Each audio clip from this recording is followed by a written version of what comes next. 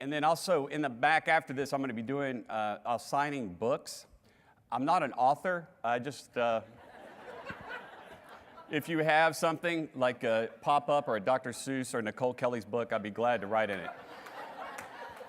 If you ever suspected that some social media experts disagreed, that was certainly confirmed this morning.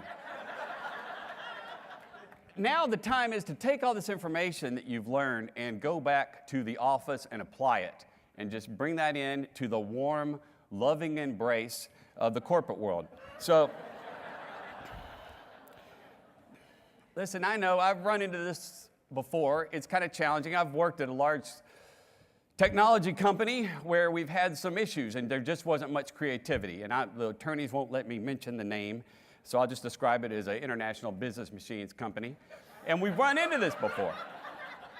And I get it, so I understand, I feel your pain, because a lot of times we think that corporate social media needs to be boring, because you're dealing with a committee. But that's not always the case, because if you look at the data, it's not just a committee. 73% of all people who read corporate blogs are people. That's big data at work. Now listen, I know some of you are doubting that number, so I have it in a pie chart for added credibility. So just keep this with you as you go into the office to deal with these things. And then once you have a creative idea that you got from one of these sessions, like how to be visual or create a podcast, and then you want to pitch the idea, the next step is you take it to a committee. This is a committee, okay? Even if you're a sole proprietor, I sure hope you have a committee that's just this diverse, because you need to. If not, you're going to get a call from HR, okay?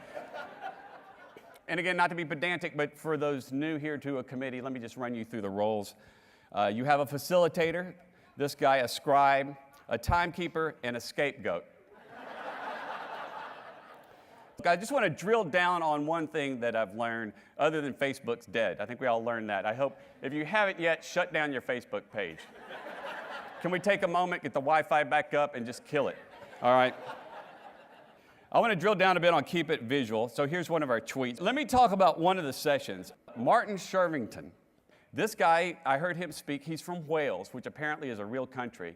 And he had an accent, and you couldn't, he sounded very intelligent, but also condescending. And that's fine. That's fine. I still learned a lot about Google+, all right? He talked about the importance of being visual. 80% of content on Pinterest is shared, okay? Now, 70% of content on WordPress is plagiarized, which is a big difference.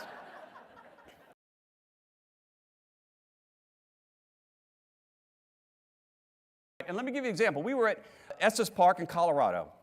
One of the most, there we go, beautiful spot. I was there with my 3-year-old son, and we were 5:30 in the morning. There were elk out there, there were Rocky Mountains behind us, and he snapped this photo. And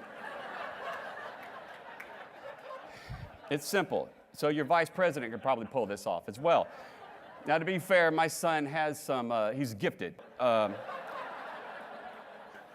Let me just end by saying I think the most important rule that I've learned is, and you all know this in social media, okay?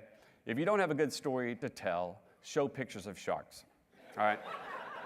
I want to do one more point. It's just on analysis. It's important to do analysis. Here's one we got a consulting firm in, spent $80,000 in 6 months on this analysis. And then my son did this spirograph, which led us to the same conclusion.